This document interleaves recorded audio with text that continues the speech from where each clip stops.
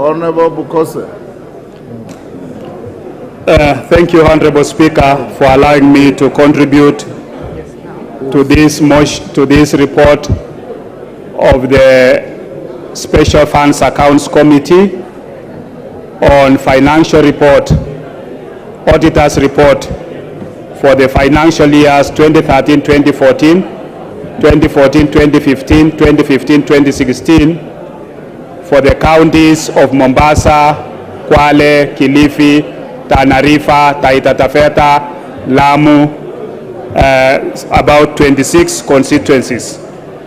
Honorable Speaker, on the report of these constituencies, which have been funded by NGCDF,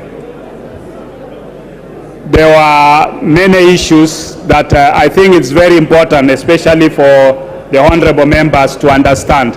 More often, you find that you have reports indicating that maybe a certain constituency is not doing well. It is not the member who is responsible for the day-to-day NGCDF financial runnings. And it is very wrong at times to blame the honorable members on some of those mismanagement in as far as constituencies are concerned. When you look at this auditor's report, the accounting officer for those constituencies are the constituency funds managers. And it's very important that every member, whenever the financial reports are tabled by the Auditor General, that the honorable members are able to look at it. And what we observed in many of these reports is that there were delays in as far as release of the funds to the constituencies. And this has tracked on up to today. Because as we speak today, Honorable Speaker, many constituencies have received less, almost all the constituencies have received less than a half of what they deserve. And Honorable Mbui raised an issue in the, when you gave your statement about reports from the head of state. And I think it is important that honorable members receive their share allocation of the CDF funds so that those projects which we had committed to do them, we are able to do it within the specified period. When you look at some of the reports in the CDF in those various constituencies, we looked at the report in Kanse.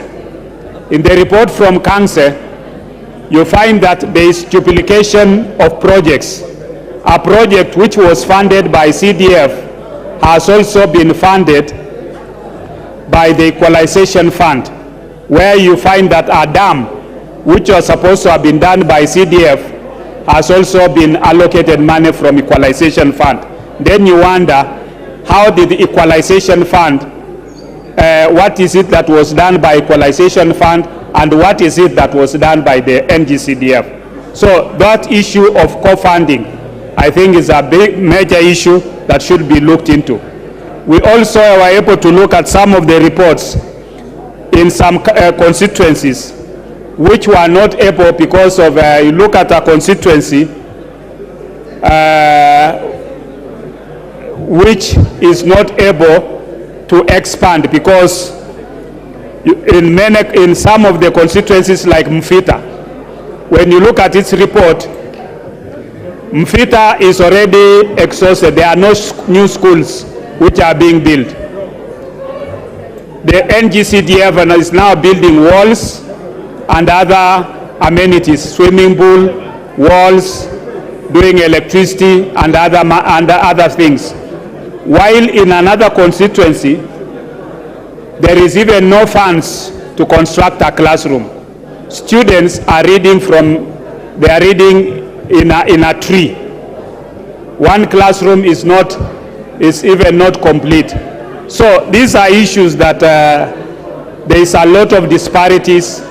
And when we came back in the last parliament, there are some things that were done in making that CDF be done on ward levels.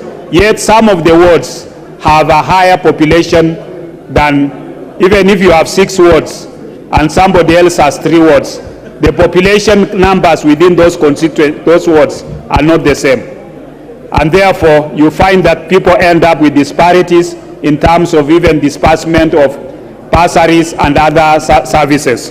So, Honorable Speaker, CDF or NGCDF has done tremendous things within these 26 constituencies in the coastal region that you are able to see, that you are able to feel.